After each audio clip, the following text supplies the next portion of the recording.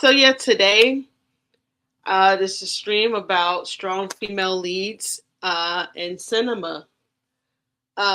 Basically, strong female leads in movies, TV shows um, that you know over a period of time, no specific time frame, uh, and no specific genre. So it doesn't necessarily mean like strong female leads, like superhero movies or dramas or comedies. It could be anything. Um, and I more so thought of this topic because of when I was at work one day. I was like, you know what? Let me check the news.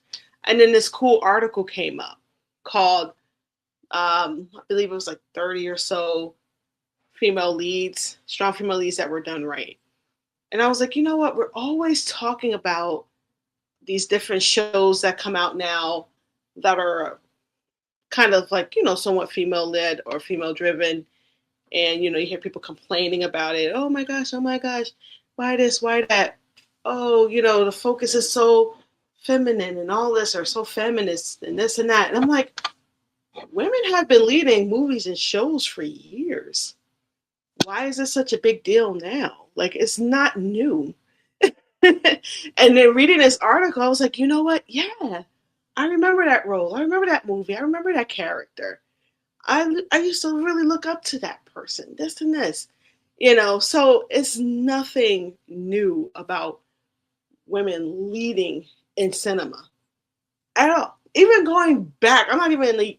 I honestly, if my mom was on the stream, she would go back to the golden age of Hollywood, and you have like women like Marilyn Monroe. I know a lot of people, Pop King, she can't really act. Speaking of which, there was a release of a Marilyn Monroe Barbie doll that was released a few days ago on what would have been her 100th birthday year. Anyway, going off topic. So we have people like her. We have um, Rita Moreno and people like Scarlett, no, Maureen O'Hara, um, Hattie McDaniels, different people from different times. So females have always had great leading roles, and it's just been like a no-brainer because it's like it's a good movie, great acting, great theme, great storyline. So I don't know why now it's such an issue. Anytime that there's a show and it's like a female leading it, it's always a problem. It's like, why are you guys complaining? What do you want? You know, we try to have it's trying to be diverse, try to continue what's been going on for years, but now it's a problem. But anyway, I'm going on a tangent. So my stream today is to recognize a lot of these strong female lead roles in cinema, whether it be in movies, TV shows, so even cartoons, animated features, um, that pretty much were done right, or just done and there were no complaints. And I think the ones that are out now shouldn't have any complaints because we had movies like Supergirl that was just released like within the last few months, which didn't really last in the theater long. We had shows like Ironheart, Echo. Um, they had the other show, Ahsoka, um, and it was the one with the twins. Uh, if someone could help me with that, but there were a lot of things that were released within the last few years, and people were complaining about or saying, "Oh, it's geared towards females." We've Women have dominated Hollywood scene for years. Nothing new. All right, so yeah. So, Acolyte, thank you, Rebel. Hi. I was like, I know it starts with an A, the Acolyte. Yes, Acolyte. I thought that was a pretty good show. But, of course, with, Hollywood, people just, and it never reprised or came back.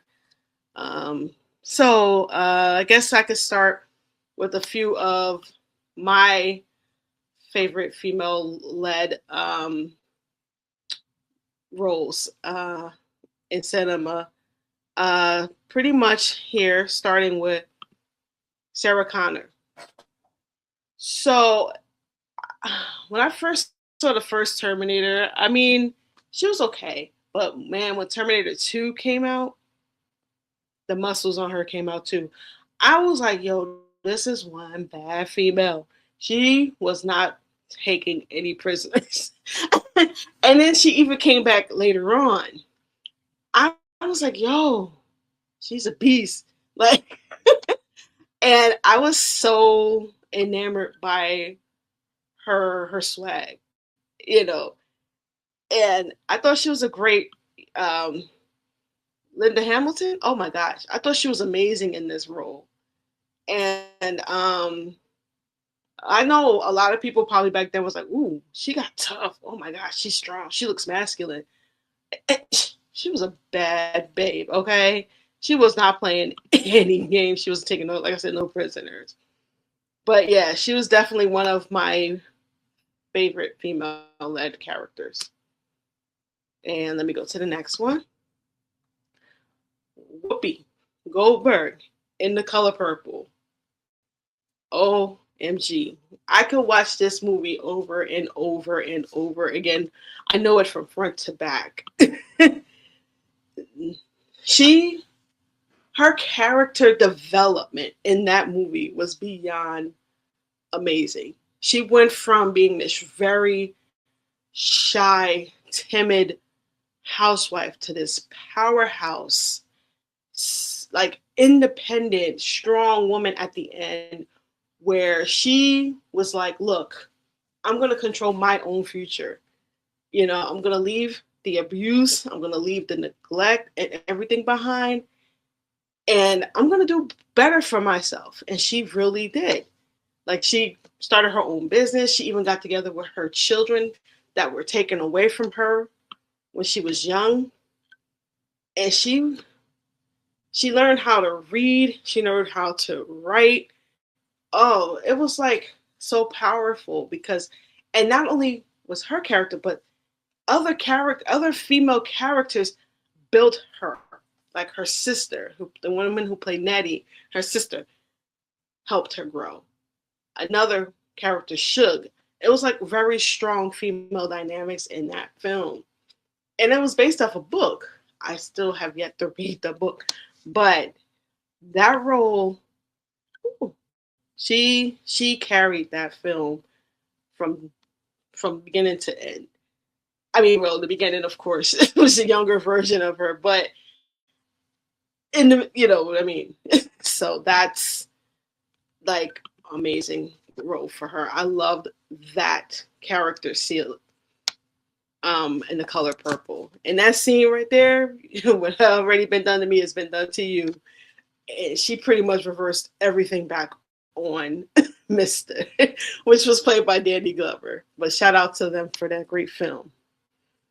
I'm only gonna do a few, guys. That way I can start dropping the link because I did start the stream late and I don't want to hold on too late tonight with the stream. The next one is Ellie Sattler, Dr. Ellie Sattler from Jurassic Park. I'm a science buff, hence why I have the Jurassic Park. I loved like the first, second, and third film. Jurassic World didn't get too much into. I seen maybe one or two of them. Anyway, that's another story. She made being scientifically and book smart hot and cool. Like, when I was a kid, when this movie came out, very few women are in this field. And I was like, I want to be in the paleontology field. Or like more so, I wanted to be a paleoclimatologist, but that's a whole nother animal. But I love the study of dinosaurs, fossils. I wanted to be into like archaeology, digging, things like that. And seeing her do this made it seem possible for a woman like me to do this. And I was like, I want to be like her. Hence why I ended up going to school for science and, you know, pursuing a science degree. Watching her in this film was very, very inspiring to me as a young woman wanting to get into the science field and just exploring and learning. And other than that, she was also very like close with her colleagues, very like knowledgeable of what was happening around her, and was able to react and do things when needed, and kind of, she was a fighter too, because them dinosaurs was coming.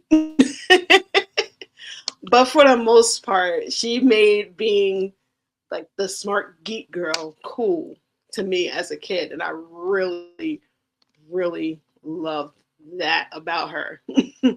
So let me see. All right. Uh, let's see. The next one. Oh, hands down, this one here. Carrie Fisher, Princess Leia. I am a huge Star Wars fan, but that's for another day. But I always liked and loved and Miss Carrie Fisher. Princess Leia was like the female lead in that universe, because she was like the that girl back then as Princess Leia. Yes, as Rebel says, iconic. I will I will actually go back and start acknowledging people in the chat. I just wanted to start my segment really quickly because I didn't want to hold too long with, the beginning. But as a child, watching her fighting in those battles, because of course, she's a princess, but she moved up the ranks, because she was that woman. I'm telling you, there's not anyone that I know that does not like Princess Leia or General Leia. um, and even up until like in the later films, she was definitely respected and honored and loved in those roles. And I just think of my childhood memories, always wanting to wear those iconic hair buns. And I was like, oh, that's gonna be so cute. And I remember one year my sister had a chance to dress up like my late sister had a chance to dress up like her for Halloween. I was like, I want your costume. She's like, no. So eventually I might actually try to put something like that together. I don't know how it's gonna work. I don't have the hair anymore, but that's definitely a very strong led female character.